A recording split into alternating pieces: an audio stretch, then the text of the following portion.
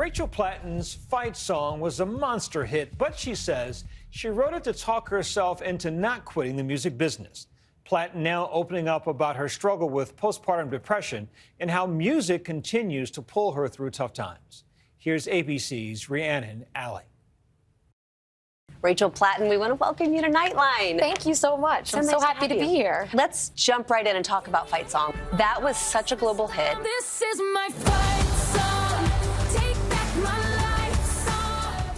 And a lot of people thought it was an overnight sensation, but really you'd been working in the business for a long time. You'd been doing a lot before that. Yeah. How did that success feel when it happened? Like you said, I had not been new to the business. I was already touring around the country in a van for 13 years. So it was strange to all of a sudden be very, very appreciated for something that I had been doing for so long without any recognition.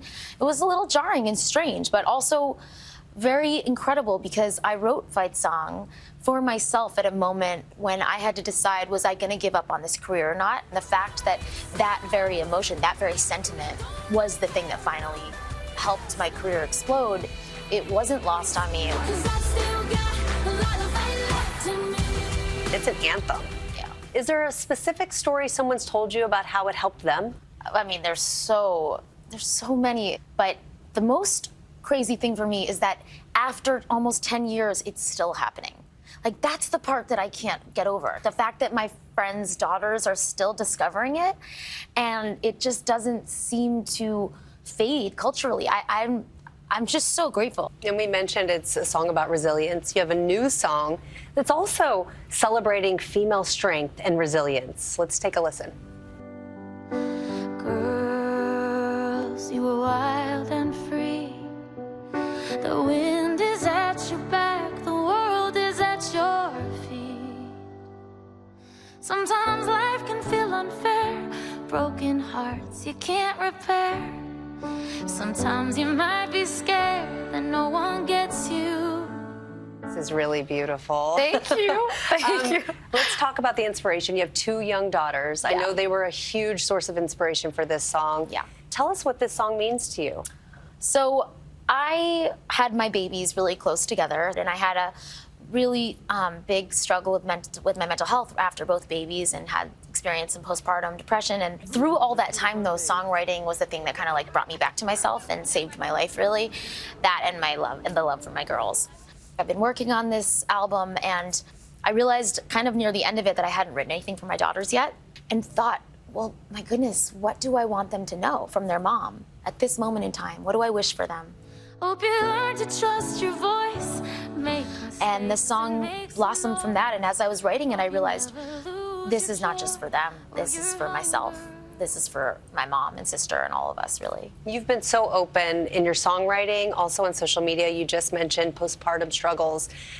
What has that journey been like? Has it been hard to open up about those things? People ask me why I'm so open, and I don't know. I don't know. I think I have a gene missing where I don't get embarrassed that easily, and I just share, and I am proud that in opening up, because it wasn't automatically I wanted to share right away, but I did find that actually sharing it helped me. I don't know if that's always the case for people, but for me it was, and hearing it echoed back from so many people around the world, and women and moms being thank you so much for talking about this publicly. It was really beautiful, and it was really healing. Can we talk about your neighbor, your 100-year-old neighbor, yes. Gloria? Tell us how you met and what the relationship with Gloria means to you at this point in your life and career. So my dog and I were walking during the pandemic, and he took a poop on someone's lawn, and I don't know, something in me felt I don't want to leave it. I knocked on the door like a good neighbor, and I was like, excuse me, my dog pooped on your yard. Can we have a bag? And the cutest woman came out, and she said, oh, please, would you stay a minute?